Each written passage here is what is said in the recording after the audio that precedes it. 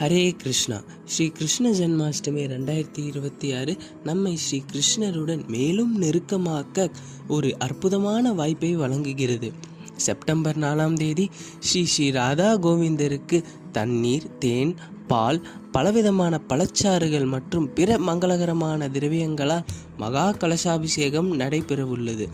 இதில் மிகச்சிறப்பு என்னவென்றால், நீங்கள் உங்கள் சொந்த கரங்களால் கலசம் சமர்ப்பித்து பகவானின் அபிஷேக தீர்த்தத்தை பிரசாதமாக பெற்று இந்த அபிஷேக விழாவில் நேரடியாக பங்கேற்கலாம்.